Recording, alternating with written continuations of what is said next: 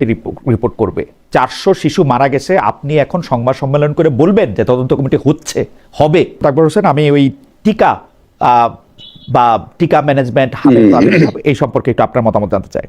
তারা প্রথমত আমি একটা কথা বলি এখানে, দেখেন আপনার এই যে আকবর ভাই যে সায়েন্টিফিক ব্যাখ্যা দিলেন বা তদন্তের কথা বললেন, যেগুলা যে সমস্ত বিষয়গুলা এগুলো ঠিক আছে, এগুলো নিয়ে আমার কোনো ডিবেট নাই, কিন্তু আমার এখানে সিম্পল প্রশ্ন হলো যে তাদের গাফলতিতে টিকা আসে নাই, তাই বাচ্চাগুলা মারা গেছে। এটা সহজ কথা, সহজ সরল কথা। আচ্ছা, হামের টিকা কিনে নাই ইউনূস সরকার। ইউনূস সরকার ছিল একটা, আমার মতে ঢাল নাই তলোয়ার নাই নিধিরাম সর্দার, এরকম একটা কথা আছে সেরকম। কারণ সে কি ছিল, সে কতখানি কোঅপারেটেড হয়েছে আমরা দেখছি। সে আসার পর আজকে যেমন এই সরকারকে বলা হয় 3 মাস কোনো সাফিসিয়েন্ট টাইম না, আমরা সবাই বলি, কিন্তু ইউনূস সাহেবের সময় ফ্রম তৃতীয় দিন থেকে আন্দোলন শুরু হয়েছিল। সেই আন্দোলনগুলো কোনো ব্যক্তিরা করে নাই, কোনো দলের ছত্রছায়া হয়েছে। এখন সেই দাবি দাওয়াগুলো আমরা দেখছি না। আচ্ছা, এখন এই হামের টিকা যখন আসলো না, তখন কিন্তু এই দেশের রাজনৈতিক দলগুলা সবসময় তাদের সাথে বিভিন্ন বিষয় নিয়ে, সংস্কার নিয়ে, তদন্ত কমিশন, তত্ত্বাবধায়ক সরকার নিয়ে, নানান বিষয় নিয়ে, সংশোধন নিয়ে, বিচার নিয়ে নানান আলাপ করছে। একবারও কি তারা বলছিল যে হামের টিকা আসছে কিনা, প্রশ্নটা উত্থাপন হয়েছিল কিনা? কারণ রাজনৈতিক দায়িত্ব আছে, ইউনূস সাহেবের কোনো দায়িত্ব নাই, কারণ সে রাজনৈতিক সরকার না, তাকে সবাই বসাইছে, সে নির্বাচিত সরকারও না। একটা তুষের আগুনের মধ্যে, একটা জলজন্ত আগুনের মধ্যে সে বসছে। আর এটা রাজনৈতিক দলের বক্তব্য থাকা উচিত ছিল। 2 নম্বর আসেন, রোগ কেন আসে, রোগ কোথা থেকে আসে, এটা একটা তাত্ত্বিক ব্যাখ্যা। আর হামের টিকা যারা পৃথিবীতে আবিষ্কার করছে তারা উন্নত বিশ্ব, যারা অবহেলা করে না। তার মানে কি, সেখানে হামে লোক মারা গেছে, তাই তারা হামের টিকা বানাইছে। আর হামের টিকা তো আমি বানাচ্ছি না। কেন কথাগুলো বলছি, যে সবসময় সতর্ক থাকলে সবকিছু করা যায় না, আবার কোঅপারেশন লাগে, রাজনৈতিক দলের কোঅপারেশন। আজকে যে আপনার কমপ্লেনটা তুললেন ইউনূস সরকারের জন্য, আমি একমত যে ইউনূস সাহেবের অবহেলার জন্য আমি ধরে নিলাম। তাহলে একই কথা আসে, এটা কি রিয়েল কমপ্লেন না পলিটিক্যাল কমপ্লেন? আবার এই তদন্ত, হামের টিকার বিষয়ে তদন্ত হবে মানে কি? ক্রিমিনাল অফেন্স হয়ে গেছে, উনি টিকা আনেন নাই, প্রসিকিউশন শুরু হয়ে যাবে, তার বিরুদ্ধে মামলা শুরু হয়ে যাবে। আমি টাইম দিচ্ছি কেন, মানে কি? তখন কি আপনারা পলিটিক্যাল লিডাররা শুধুই নির্বাচনের জন্য ছিলেন, সব মেনে নিছেন, হামের টিকা আসলো কি আসলো না দেখার দরকার নাই, লোক মরে যাক, আমরা নির্বাচন চাই, নির্বাচন হওয়ার পর 3 মাস? না, কিন্তু যে প্রশ্ন জনাব আকবর হোসেন তুলছিলেন, যে এটা কি আসলে পলিটিক্যাল রেটরিক, আপনিও কিছুটা বললেন যে এটা কি আসলে পলিটিক্যাল রেটরিক নাকি আমাদের কাছে আসলে কোনো সায়েন্টিফিক আমার কোনো ব্যাখ্যার দরকার নেই। সিম্পল একটা কমপ্লেইন যখন রেজ করছেন আপনারা যে ইউনূস সাহেবের টিকা কিনতে দেয় নাই বা অবহেলা, আপনি স্ট্রেট মামলা করবেন। এখানে আপনার এত কথা কিসের? মামলা করে আপনি প্রমাণ করেন, yes it is done by him. আপনি পলিটিক্যাল কমপ্লেন করছেন, আমি বারবার একই কথা। আমি কিন্তু এটা আমি অনেক চিন্তা করে বলছি, আপনার রাষ্ট্রের বলতে হবে এটাকে রিয়েল কমপ্লেন না পলিটিক্যাল কমপ্লেন। আমরা কিন্তু আপনি ডক্টর ইউনূস সরকার আমলে অনেক আন্দোলনের কথা বলেছিলেন, কিন্তু আমরা কিন্তু রাস্তায় এরকম কোন সড়ক দুর্ঘটনার ক্ষেত্রে আমার একদম স্পেসিফিকলি মনে আছে, আমরা কিন্তু ওই সরকারের বিরুদ্ধে অনেকগুলি রিট আবেদন দেখেছি। আপনারা আইনজীবীরা উদ্যোগী হয়ে এরকম অনেক কিছু করেছেন, আপনারা এটা পলিটিক্যাল দলের উপরে কেন ফেলছেন? আমরা দেখেছি যে চেয়ারে বসে যে বিচারক আছেন, সেই বিচারক, হাইকোর্টের বিচারক, তিনি সুমোটো রুল জারি করেছেন যে কেন এইটা হবে না। এখন তারা কোথায়, আবার আপনারা কোথায়? আচ্ছা, এইবার আসেন তাহলে আপনার এটার প্রতি আমি একমত, আপনার সাথে আমি একমত যে উনি একটা বিরাট ওয়াইড পাওয়ার, সাংবিধানিক ক্ষমতা। আপনি জানেন যে রুল দিতে পারে। যেমন ধরেন, আমি তো এখন তর্কের খাতির বলি, আমি কারো পক্ষে বিপক্ষে বলছি না। যেমন ধরুন, আপনি এখনো বলছেন যে আপনি সংবিধান মোতাবেক আছেন, আমরা বারবার কিন্তু বলতেছি সংবিধান মোতাবেক আছি, কিন্তু নির্বাচনটা সংবিধান মোতাবেক হয় নাই, আমি 100% নিশ্চিত। কারণ আপনার সংবিধান বলছিল সংসদ ভেঙে যাওয়ার পর 3 মাসের মধ্যে নির্বাচন দেওয়ার কথা। সেই নির্বাচন আসলো 2026-এর ফেব্রুয়ারিতে। এইটা আমার এক্সিস্টিং সংবিধান মোতাবেক পারমিট করে না, আমি চ্যালেঞ্জ করছি, নাম্বার 1। নাম্বার 2, তারপরও যদি আপনি গায়ের জোরে ঢুকে যান যে আপনি সংবিধান মোতাবেক নির্বাচন করছেন, তাহলে সংবিধানের 4-এর ক মোতাবেক এতক্ষণ পর্যন্ত যেহেতু সংবিধান সংশোধন হয় নাই, সংবিধানের 4 কয়ের অনুচ্ছেদ মোতাবেক সর্বত্র বঙ্গবন্ধুর ছবি ঝুলানো থাকার কথা, আপনি কিন্তু ঝুলাচ্ছেন না। এগুলি পরে আমি সব ঠিক করে নিব, আমার সংবিধানে আমি এগুলি বহুত কিছু আমি ভূতাপেক্ষ ঠিক করে নিব। আপনি যখন ঠিক করে নিবেন তখন থেকে অপরাধটা হবে না, যতক্ষণ ঠিক না করেন ততক্ষণ কি? এখন অপরাধী আসি সে এখন অপরাধ থেকে দায় মুক্তি পাওয়া যাবে ঠিক করে, অসুবিধা কি আমার? বাংলাদেশ সংবিধান তো আমাদের তাই শিখাইছে, তাই না? বাংলাদেশের সংবিধান তো আমাকে বলে নাই যে আগে ঠিক করে পরে ভালো কাজ করব। আমি দেখছি আগে ভালো কাজ করে পরে এটা ঠিক করবো। তাহলে তো আপনি বাংলাদেশ সংবিধান, আচ্ছা আপনি তো বাংলাদেশ সংবিধানে হাতই দিতে পারবেন না যদি ওইভাবে আসেন, আপনি হাতই দিতে পারবেন না। হাত জোর করে দিচ্ছি, জোর করাটা ঠিক করে নিব। হ্যাঁ, এখন আমি আপনাকে বলি একটা কথা, আপনি যেটা ঘর বন্ধ করে তালা চাবি নিয়ে যান, তাহলে সেই ঘরটায় ঢোকার কিন্তু দুইটা উপায়। এক, যে চাবিটা নিয়ে গেছে তারে আইনে চাবিটা এনে দরজা খুলে ঢুকবেন, অথবা দরজা ভেঙে ঢুকবেন। আমি ঘর ভেঙে, তো এখন আমি দরজা ভেঙে, ঘর ভেঙে, আপনি দরজা ভেঙে ঢুকেন তো, ঢুকছেনই তো অলরেডি, আবার ঢুকবেন। সেইটা তো কোনো, সেইটা ঢুকে আমি আমার মনে হয় যে কোনো একটা জায়গায় গিয়ে তো আমাদের থামতে হবে। অ্যাডভোকেট রাজ্জাক, কি কোনো একটা জায়গায় তখন থামতে হবে, তাহলে তো আপনি, আমি সেটাই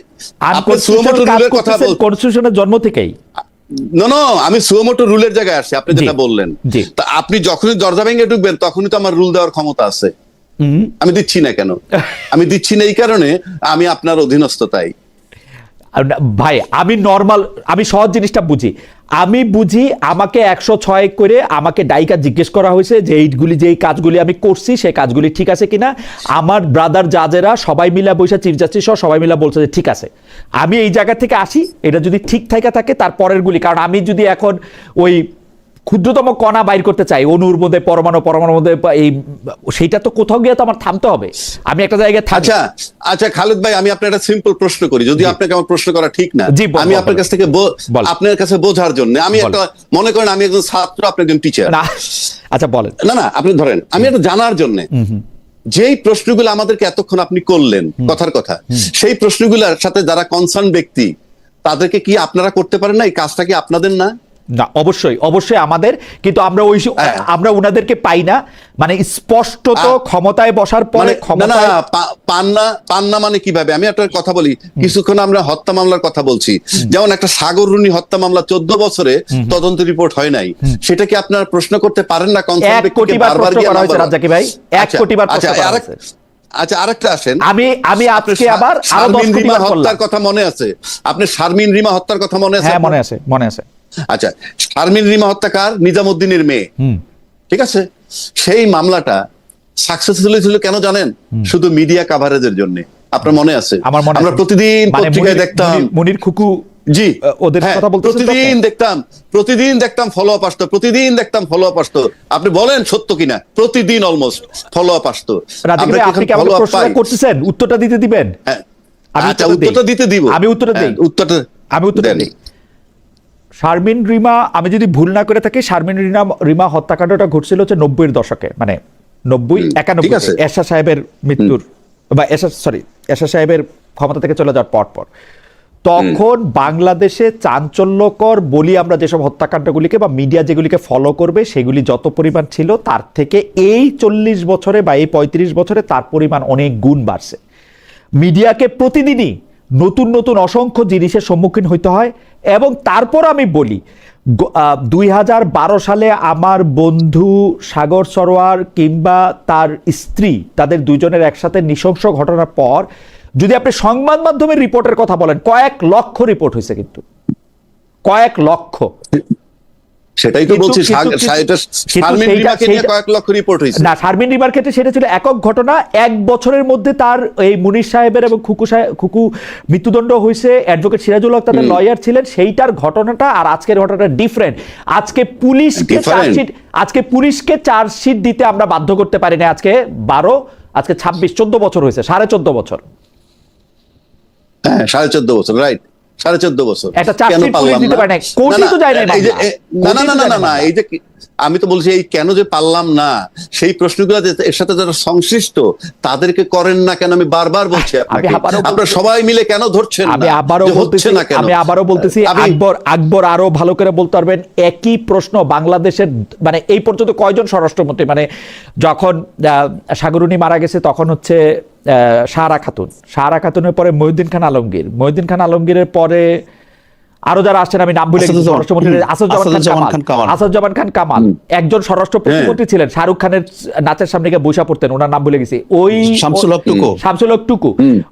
তারপরে স্বরাষ্ট্র উপদেষ্টা প্রথমে ব্রিগেডিয়ার সাখাওয়াত, তারপরে জনাব জেনারেল সাহেব জাহাঙ্গীর, তারপরে এখন স্বরাষ্ট্রমন্ত্রী সালাউদ্দিন। যতবার সাংবাদিকরা ওনাদেরকে পাইছে ততবার এই প্রশ্ন করছে, প্রশ্নের উত্তর জানতে পারছে।